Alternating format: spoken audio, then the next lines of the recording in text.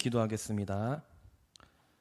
사랑과 은혜가 풍성한 아버지 하나님, 오늘도 하나님의 집으로 불러주시고 거룩한 예배의 자리로 인도해 주셔서 감사드립니다. 이 시간 우리의 마음과 생각을 아버지 앞에 온전히 맡겨드리니 성령님께서 친히 다스려 주시옵소서.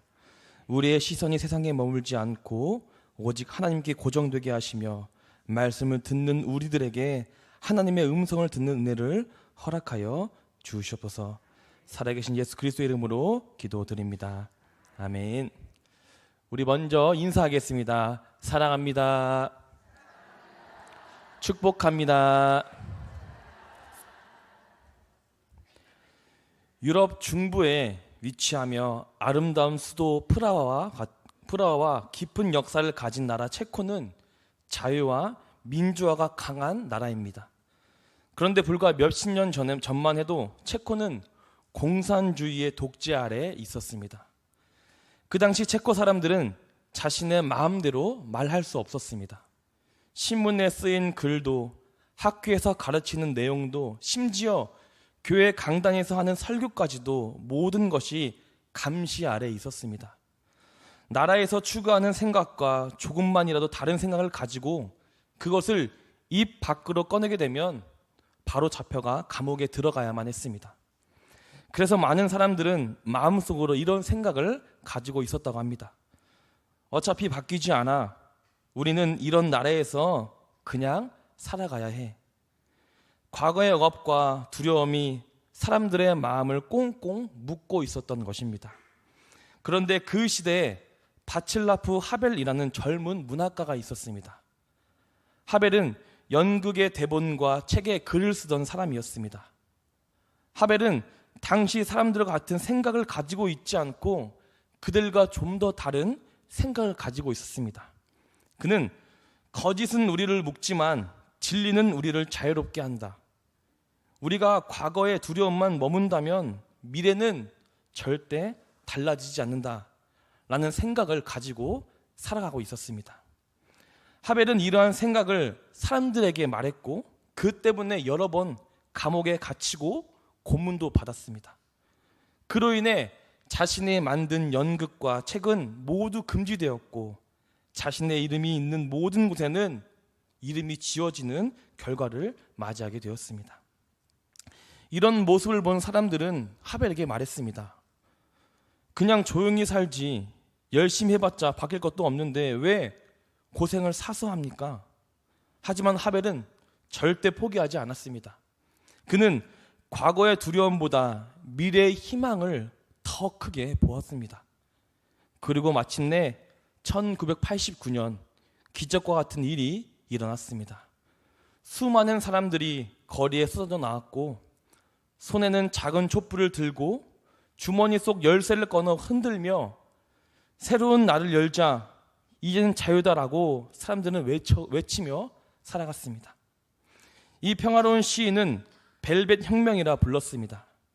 벨벳은 체코어로 부드러운 조용한 의미를 가지고 있었기 때문에 벨벳 혁명은 정말 부드럽고 피 한 방울 흘리지 않고 일어난 혁명이었습니다.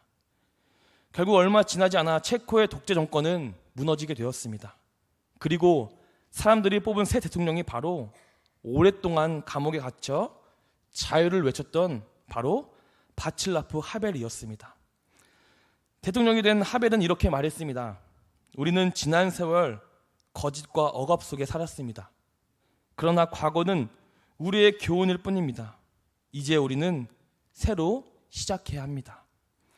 그날 이후 체코는 조금씩 변하기 시작했습니다.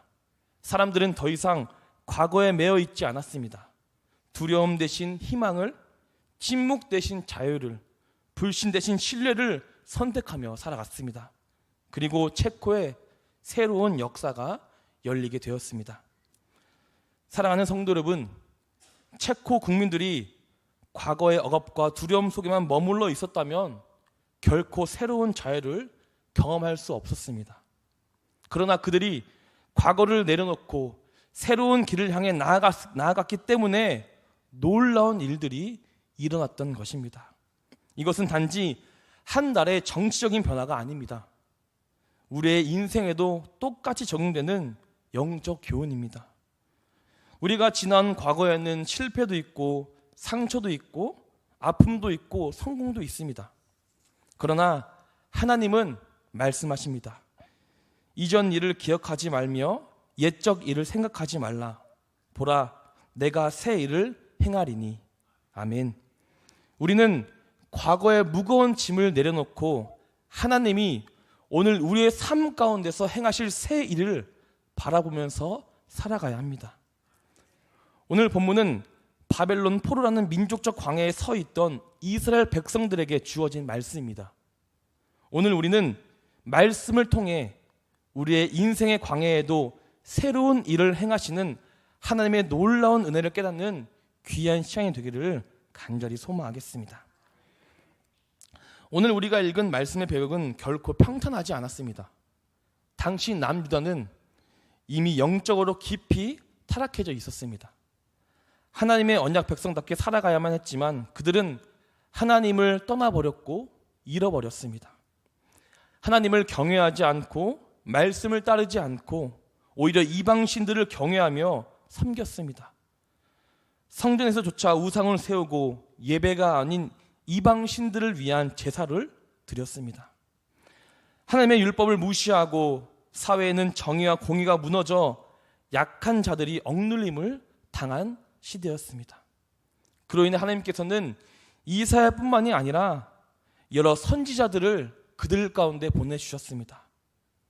그로써 그들에게 돌아와야 한다, 회개해야 한다 라고 거듭거듭 경고하였습니다. 그러나 백성들은 눈을 감고 귀를 막고 자신의 마음대로 삶을 살아갔습니다.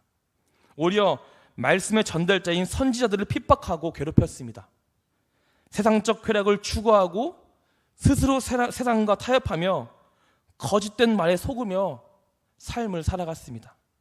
그로써 결국 이스라엘 백성들에게 하나님의 심판이 임하게 되었습니다. 이 심판은 구체적이고 혹독했습니다. 당시 세계 최강국이었던 바벨론이 쳐들어왔고 결국 예루살렘의 성은 무너지게 되었습니다. 사람들은 그것을 믿을 수 없었습니다. 하나님의 이름이 머물던 그 성전이, 하나님께 예배를 드리던 그 성전이 불타버렸고 완전히 무너져 버린 것입니다. 그들은 하나님의 임재를 상징하는 성전을 잃어버렸고 나라도 잃었고 자유도 모든 것을 잃어버리게 되었습니다. 그들의 가족들은 서로 끊어지고 흩어지고 백성들은 쇠사슬에 묶여 먼 바벨론 땅으로 노예 신분으로 끌려갔습니다. 바벨론에서의 삶은 그들에게 진정한 광야와 사막이었습니다. 길이 보이지 않는 광야처럼 미래가 보이지 않았습니다. 물이 없는 사막처럼 소망이 메말라 버렸습니다. 지금까지 그들은 자신들은 하나님의 백성이다라는 자부심으로 살았던 이들이 이제는 포로가 되어서 노예처럼 어렵고 힘든 삶을 살아가야만 했습니다. 그들의 찬양은 사라지고 그들의 기도는 눈물과 한숨으로 바뀌었습니다. 그들에게 남은 것은 오직 절망뿐이었습니다. 바로 그때 하나님께서 이사야 선지자를 통해 오늘 본문의 말씀을 그들 가운데 주셨습니다. 모든 소망을 잃은 이스라엘에게 하나님께서 다시 시작하겠다고, 새로운 희망을 주시겠다고 선포한 말씀이 오늘 본문의 말씀입니다. 인간들의 눈에는 절망뿐이었습니다. 하지만 하나님의 눈에는 구원의 길이 이미 준비되어 있었습니다.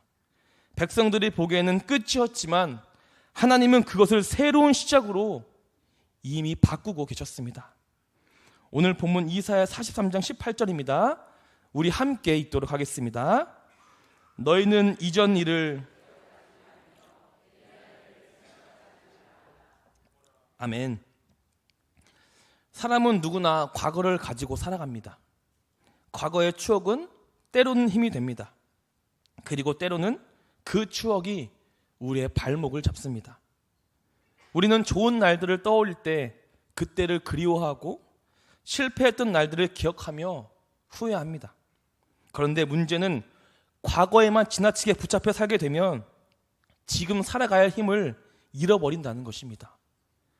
오늘 본문 18절은 단순히 기억하지 말고 생각하지 말라라는 부탁이 아니라 바로 하나님의 명령이라는 것입니다. 과거에 묶여 살지 말고 하나님의 행하실 새로운 일을 바라보며 하나님의 하실 약속을 믿으라는 명령이라는 것입니다. 이사야 43장 16절과 17절을 보게 되면 오늘 말씀에서 말한 이전 일이 바로 출애굽 사건임을 말하고 있다는 것을 우리는 알 수 있습니다. 이사야 43장 16절과 17절입니다. 우리 한 목소리로 함께 읽겠습니다. 나 여호와가 이같이 말하노라. 바다 가운데의 길을 큰 물 가운데에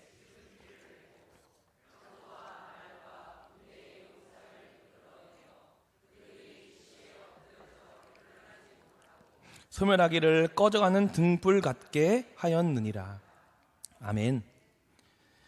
이스라엘 백성들에게 출애굽은 민족의 가장 큰 자랑이자 하나님이 역사하시는 믿음과 신앙의 상징이었습니다. 그러나 하나님은 이제 그 영광을 붙들고 과거에 머물지 말라고 말씀하고 계십니다. 왜냐하면 하나님께서 앞으로 더 크고 놀라운 새로운 구원을, 은혜를 백성들 가운데 예비하셨기 때문입니다. 성도 여러분, 우리도 마찬가지입니다.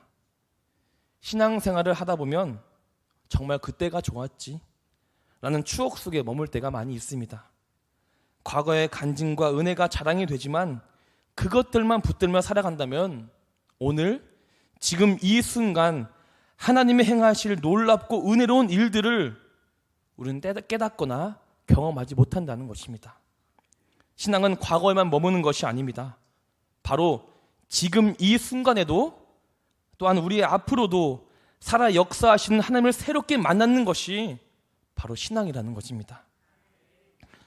오늘 본문에서 이스라엘 옛날의 일은 단순히 영광스럽고 은혜로운 사건만 말하는 것이 아닙니다. 바로 이스라엘의 실패와 죄악도 포함하고 있습니다. 이스라엘은 하나님의 말씀에 순종하지 않았고 결국 자신의 나라를 잃고 바벨론으로 포로로 끌려나갔습니다. 그로 인해 그들은 낙심했고 좌절했고 쓰러졌습니다. 그들이 가지고 있던 소망과 희망이 한순간에 없어졌습니다. 그들의 인생은 처참하게 무너졌고 앞으로의 미래는 없었습니다. 하지만 하나님께서 말씀하셨습니다. 옛날 일을 생각하지 말라. 하나님께서는 과거의 실패와 잘못들이 오늘과 내일을 결정하지 않는다는 것을 그들에게 알려주셨다는 것입니다. 왜 이러한 말씀을 백성들에게 해주셨던 것일까요? 바로 하나님은 여전히 영원토록 그들을 사랑했고 사랑하기 원하셨기 때문입니다. 그들을 절대 포기할 수 없었던 것입니다. 생각해보면 우리의 인생에는 수도 없이 넘어지고 실패했던 순간들이 있습니다. 건강을 잃었을 때, 사업이 무너졌을 때, 관계가 깨어졌을 때, 신앙이 흔들렸을 때, 기도가 응답되지 않았을 때, 그러나 하나님께서는 그런 우리들에게 분명하고 정확하게 오늘 본문을 통해 말씀하십니다. 과거의 일에 얽매여서 포기하지 말아라. 과거의 일들이 너희의 미래를 결정하지 않는다. 나는 하나뿐인 아들을 너희를 위해 보내주었다. 결국 하나님의 아들은, 예수님은 우리의 모든 과거를 덮어주셨고 십자가를 통해 새로운 생명의 길을 우리의 삶 가운데 열어주셨습니다. 사랑하는 성도 여러분, 과거에만 붙들려 살지 말아야 합니다. 과거의 영광에만 머무르지 말고, 과거의 실패에 묶이지 말고 과거의 삶에 얽매이지 말아야 합니다.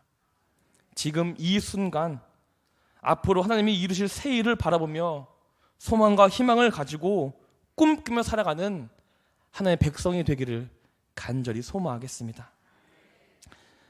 하나님께서는 이전 일을 기억하지 말고 옛날 일을 생각하지 말라고 말씀하셨던 것은 단순히 과거를 잊으라는 말씀이 절대 아닙니다. 이 말씀은 끝이 아니라 새로운 시작을 말하는 것입니다. 과거를 내려놔야 비로소 새로운 것이 보이고 새로운 것을 붙잡을 수 있다는 것입니다. 하나님께서는 과거보다 더 크고 놀라운 새 일을 준비하고 계신다고 말씀하십니다. 그래서 하나님께서는 18절에 이어서 곧바로 19절에 우리에게 분명히 약속하십니다. 본문 이사야 34장 19절입니다. 우리 함께 읽겠습니다. 보라, 내가 새 일을 행하리니 이제 나타낼 것이라.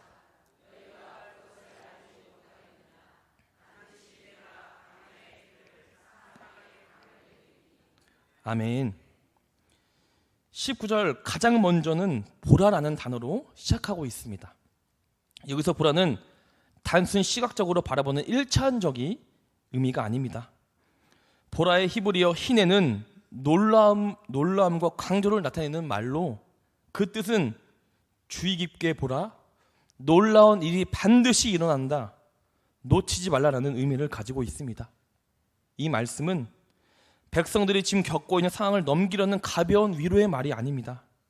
실제로 이루어지는 변치 않는 영원한 약속이며 지금 당장 변화의 불가능함 속에서도 하나님께서 친히 시작하실 놀라운 일을 선포하신 말씀입니다. 그리고 이어진 새 일은 일상적으로 반복되는 일, 조금만 변화되는 일, 기존의 것을 다시 고치는 일을 말하는 것이 아닙니다. 바로 지금까지 경험해보지 못했던 완전한 새로운 차원의 일이며 인간의 상식적으로 상상할 수 없는 새로운 구원을 의미하고 있습니다.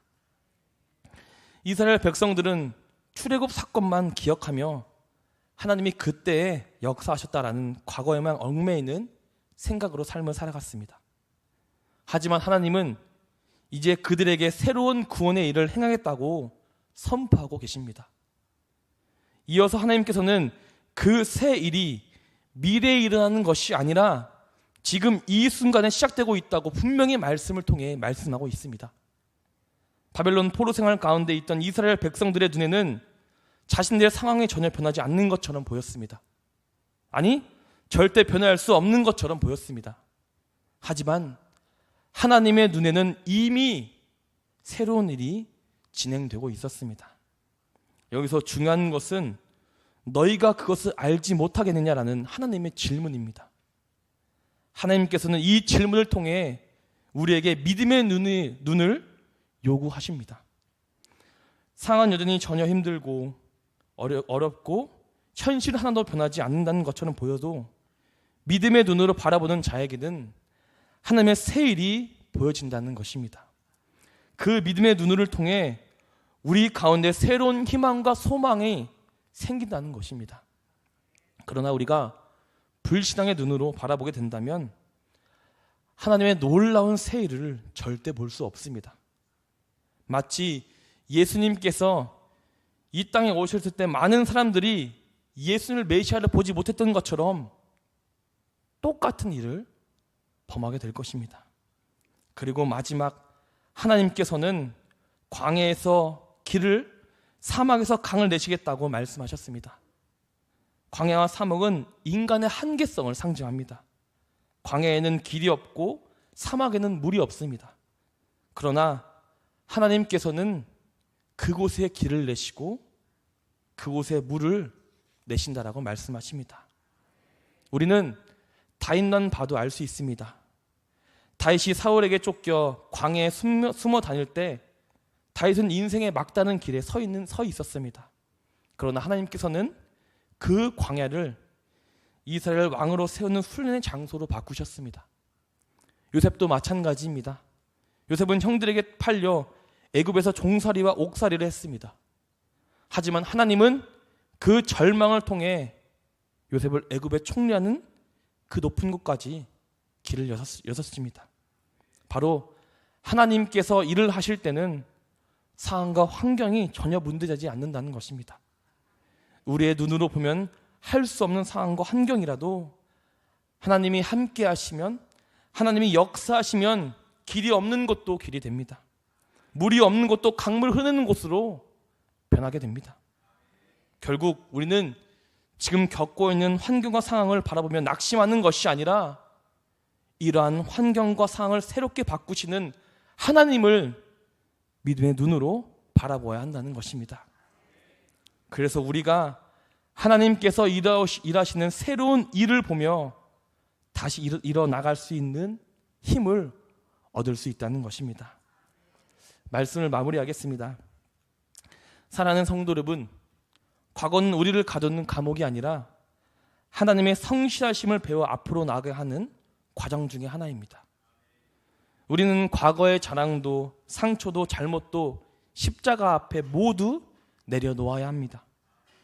과거를 붙잡고 있으면 오늘의 은혜를 놓치고 내일의 약속을 바라볼 눈이 흐려지게 됩니다.